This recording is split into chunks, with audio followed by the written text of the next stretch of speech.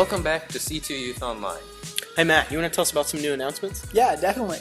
Tomorrow is Q&R Thursday. Starting at 10 a.m., we're going to have a live stream talking about tonight's online service, as well as any other questions that you guys may have. We might not have the answers, but we're going to try to respond using the Bible and just talking about it with Ben and some of our other leaders. So please join us at 10 a.m. on Thursday for Q&R Thursday. Indeed. Coming up this Friday, you can join us for some student-led prayer, hosted by Caitlin Reisner and Philip Stelzer. It's going to be in the format. It's going to be in the format of a Zoom call. It's going to last about 6:30 to 7:30, so it's a come-and-go prayer for about an hour. If you have any questions or are interested, you can DM the youth page or talk to your squad leader. Don't forget about Movie Night Mondays, every Monday at 7 o'clock on Zoom. We're going to be watching The Chosen TV series. This Monday, we're going to be starting episode 3, and just remember, it's never too late to join. After the episode, we'll have a little discussion, talk about it. Feel free to join. It's going to be a good time. And the day after that is Touch Base Tuesday. To participate, you want to contact your squad leader to figure out when you are meeting, and hopefully a lot of your squad will show up. It is, of course, in the format of a Zoom call. Format of a Zoom call? Format of a Zoom call. Yep. And we hope to see you there. And as usual, we have some amazing serving opportunities for you to participate in. This is Mobile Closet, and it is supposed to help the community. If you want to help out, you can go to, you can DM us on Instagram at C2 Youth. It is from 9 a.m. to 3:30 p.m. and it would be a great help.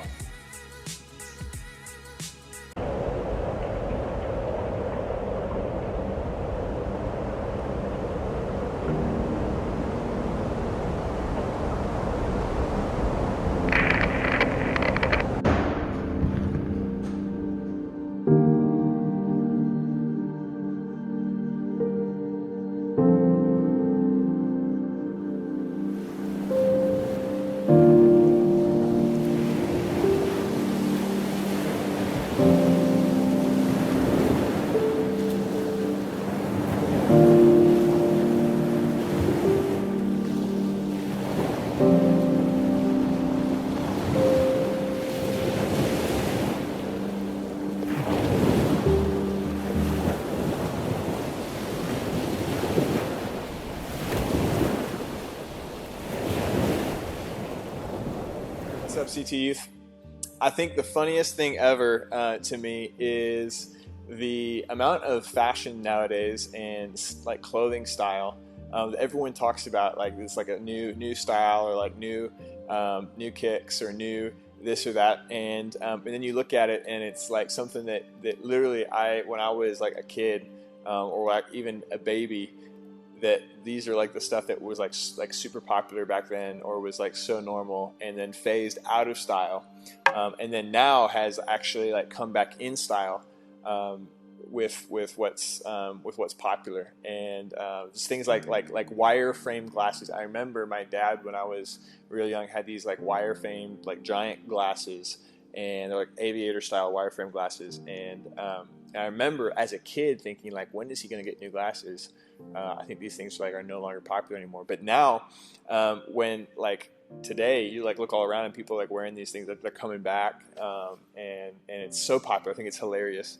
Or like Reeboks and a bunch of these like old school like shoes that, again, when I was like just a kid or growing up, they were so popular, and now.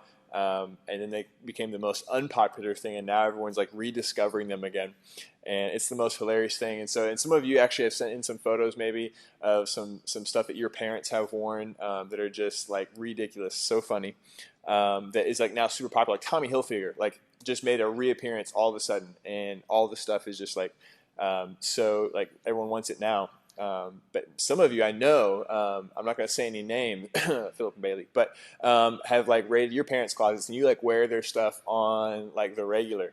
You're always wearing their shirts or their like high-waisted jeans or whatever it is. I think it's the funniest thing. But get this, in the Gospel of John, in the story of Jesus's life. It's written by one of his closest disciples, John the Apostle. John records Jesus saying these things to his disciples, and he says this. He says, "So now I'm giving you a new commandment. Love each other. Just as I have loved you, you should love each other. Your love for one another will prove to the world that you are my disciples." As we've been talking about deconstruction and what it looks like when everything's taken away, I want us to talk and focus on tonight. I want us to look at what it looks like to rebuild.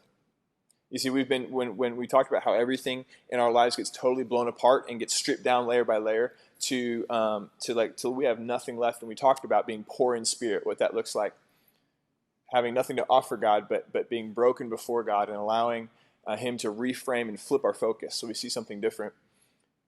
Now I want to talk about that process of rebuilding.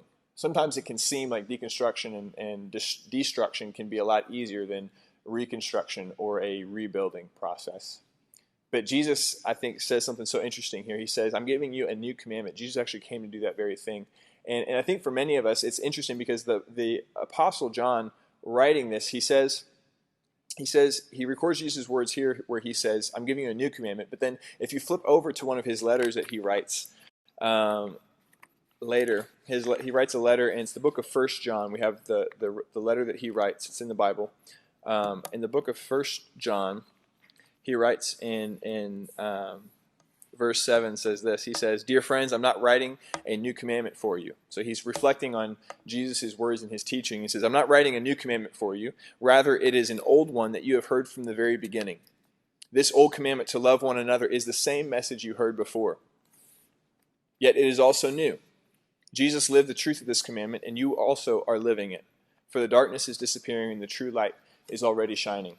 So it's interesting. Jesus says, "I'm giving you a new commandment. This is my new commandment. Love each other the way that I've loved you." But John actually takes it later, reflecting on his teaching, says, okay, so this new commandment, I'm writing this to you. This new commandment is actually not a new commandment. It's actually something that has always been there. We just forgot about it, or we just never saw it through the lens of Jesus.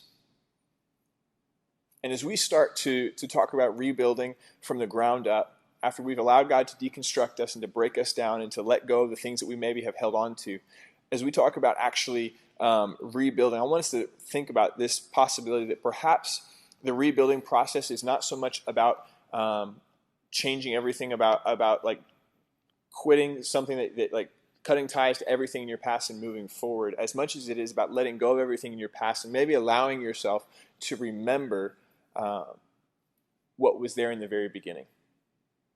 That's what John writes here. He says, this commandment is actually not a new one. It's an old one that you had from the very beginning. This old commandment was to love one another. Well, what's the new commandment that Jesus says? He says, this is my commandment. This is my new commandment I'm giving you. Love one another the way that I've loved you. And John says, this old commandment to love one another is the same message you heard. Yet it is also new because Jesus lived out the truth of this commandment, and you also are living it. For the darkness is disappearing, and the true light is already shining. You see, I think in order for us to rebuild, it's important that we take time after we've been deconstructed to stop and to remember. That's one of the things that the people of Israel could never seem to get right, is they kept forgetting where they came from. They kept forgetting where they started. They kept forgetting God's faithfulness. And I think for us, we get to a point, like we said before we've been deconstructed, we kind of, in the pace of life that we were living, even as a whole culture, we are in this pace where I think we forgot what was important. I can't tell you how many times I've heard someone say, man, this whole like putting everything on pause has caused me to remember how important family is. It's caused me to reevaluate the importance and the value of things in my life that I had forgotten about. And I believe in order for us to rebuild, the time is right now to rebuild. The time is now to rebuild, but it starts with remembering. And I think the time is now to remember. It's time to pause while we stop, while everything stops. It's time for us to reflect on what did the very beginning look like for us? Where did we meet Jesus first? Do you remember what you were like? Do you remember where your life was when you first met Jesus? Perhaps if you haven't met Jesus, I would challenge you, like, this is a great place to start. You see, oftentimes we don't need to learn something new. We just need to remember the things that we've forgotten. And I think this reset, this deconstruction actually gives us an opportunity to rebuild by remembering. It's time for us to remember who Jesus is. It's time for us to remember that He's enough. It's time for us to remember where we get our provision from. It's time for us to remember where our joy comes from. It's time for us to reflect on who we were and the distance that God has brought us. And it's time for us to reflect on and to remember the person that we were, so that we don't actually look at the outside world like down our nose. That way we don't look down on people, but rather we can actually look at people with the same love that Jesus had for us. But this remembering, to be clear, is not about like reliving reliving those memories. It's not about going back. So many people are saying, I can't wait till things get back to normal. The purpose of remembering isn't to relive. It's not to live in a place that doesn't exist anymore, because the past is the past. But the actual remembering process and reflecting on who Jesus is and what things were like is not to relive that, but it's actually to rediscover something. You see, when my wife Linda and I were first dating, we really couldn't talk to each other in person because we were separated by thousands of miles. And I remember back in the times when we were messaging back and forth, perhaps on Instagram or on WhatsApp, or we were on the phone with video calls, much like many of us are doing right now. Our relationship was entirely through calling on the phone. And I remember, and recently she even said to me, "Do you remember what it was like back then?" And as I reflected and I stopped and I remembered, I began to rediscover a little bit of what I had then that I can also have now.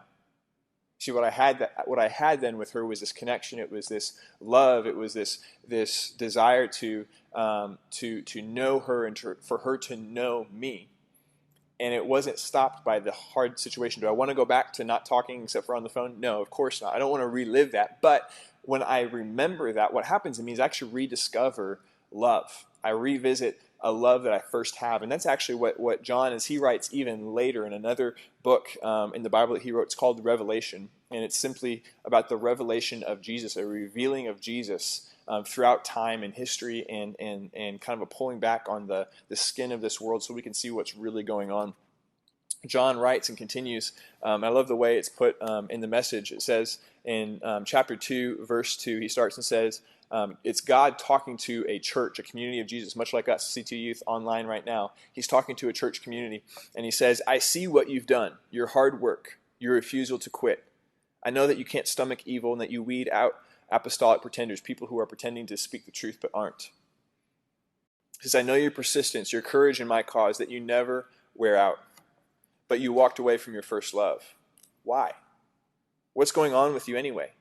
Do you have any idea how far you've fallen? It's a Lucifer fall. Turn back, recover your dear early love. No time to waste, for I'm well on my way to removing your light from the golden circle." You see, Jesus speaks to this church and gives a warning and says, "Listen, what you did, you're doing great. You know your stuff. You know your truth. You know who you are. You know the right thing, and you can't tolerate people who don't speak the truth. So you cling to the truth, but you walked away from your first love. You forgot the way it was at first." And he's like, turn around, recover that first love. Remember that there's no time to waste. And I believe for us, the time is now. It's not to remember so that we can relive another life, but it's actually so that we can remember love, so we can rediscover love, because that's actually what the whole thing was built on in the first place. You see, when Jesus in John 13, what we just read a few moments ago, where he says that I give you a new command, the new command is to do what? It's to love each other the way that I have loved you. You see, it's always been about love from the very beginning. From the very beginning with God, the whole story, that's what John says. The message is the same from the very beginning. It's to love one another. But Jesus says, I'm making it new. How is he making it new? He's making it new because you and I we have no way to live out that kind of a love. Us trying to live out that kind of love is like you or I trying to pull off, a dangle earring that we saw at the mall, right? And you're like, it's so cool, it's so neat, but I could never pull that off. It's the same way with Jesus. We could never pull off a life with him. We could never pull off the life that he'd call us to live by loving each other the way that he loved us, because he loved us with his life. He actually loved us by giving up his life. You see, Jesus made a way. He said, listen, this is that moment in John chapter 13 where he's talking to his disciples, and he says, I'm giving you a new commandment. What was happening there is he was getting ready to go to the cross. He was saying, I'm about ready to begin a deconstruction. I'm going to allow myself to be deconstructed so that when I am rebuilt, when I'm resurrected, you can follow my lead. Jesus went to the cross for you and for me so that we could actually have life and experience His love and be able to give that love to other people. See, us rebuilding our lives isn't about us getting our lives back. It's not about us reliving what we used to have. It's actually about us remembering our first love, remembering who Jesus is, remembering that He's enough, remembering where we were when He found us, and then clinging to that love and allowing that love to be relit in our hearts again, and to remember that no matter what we don't have, we still have Him, and we can focus then on what we do have. You see, when we believe in Jesus, we actually get to be able to give that kind of a love to each other and to others who we maybe haven't even met yet.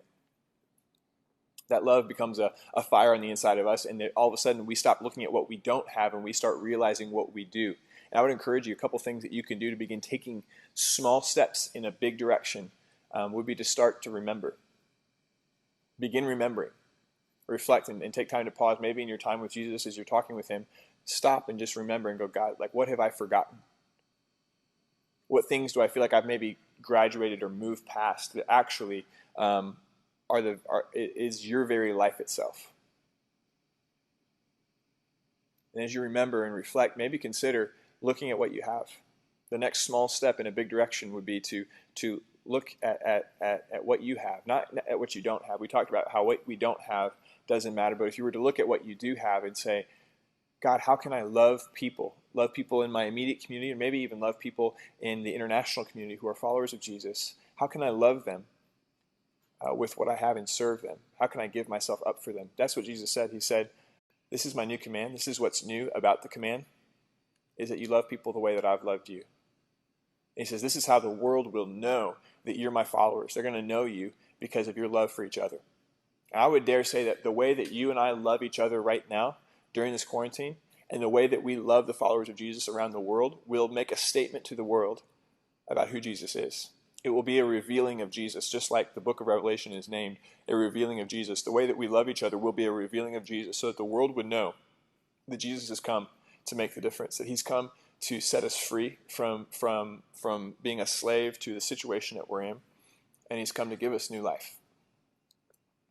And I pray that that's what we do. So I would just encourage you to remember your life, reflect back on knowing Jesus. And if you haven't known Jesus yet, this would be an amazing time to start.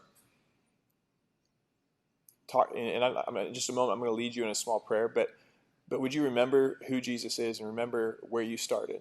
Remember what it meant when He was the only thing you had. And then maybe take a step to ask yourself, how can I love the people in my immediate and international community right now? What can I give up? What do I have that I can give so that others can have something? I would encourage you right now with our Food, Water, Freedom project, there's a lot of people around the world who, because of the situation, are experiencing a lot of hardship, a lot of sickness, a lot of death, and human trafficking has never. This situation has really, unfortunately, has oiled the wheels for human trafficking. People are desperate. People are more vulnerable than ever. And so our generosity through Food, Water, Freedom right now is going to become really important. So I would encourage you to take a look at what you do have. Don't focus on what you don't, but take a look at what you do have and say, what can I do? What can I give? God, what can you supernaturally enable me to give? And we're trying right now to actually double our giving during this time rather than to see it cut in half. We'd like to see it increase. So those would be our two challenges for us this week. What do I need to remember? And then what can I give? What can I do? How can I love? If you right now, or maybe for the first time, hearing about a relationship with Jesus and you'd like to experience the new life, the life that God has always created for you to live, can I just encourage you to take a moment? We're going to pray and we're going to talk to Jesus. And it's not the words of this prayer that do anything really. It's actually the God you're talking to. He comes in and brings new life. He brings life to the inside and sets you free from trying to be the king of your own world, and actually gives you a brand new life, a life where He is the ruler, and He's the one who empowers you to live a life beyond your circumstances, a life with peace that you've never known before. So if that's you, would you pray with me right now? And we're going to talk to Him. And then I would encourage you to shoot us a message on Instagram or even chat down below. We'd love to even talk with you. If that's you and you've made a decision to follow Jesus, we'd love to be able to chat with you and connect and get you started on this journey. But if that's you, go ahead and pray with me right now. You can just pray right where you're at in your living room as we pray. Jesus, I thank you for the new life that you give me. Thank you for loving me first.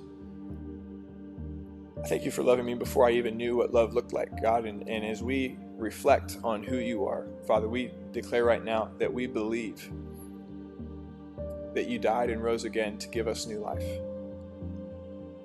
And we thank you for your sacrifice. We thank you for what that means for us, Jesus, that I don't have to bear the weight of my mistakes. I don't have to live in the same past, but I get to actually step into a bright new future of life in your kingdom. We believe you, Jesus, and we thank you. And we ask that you would fill us with your Holy Spirit and give us the ability to love people the way that you've loved us. It's in your powerful name that we pray. Amen.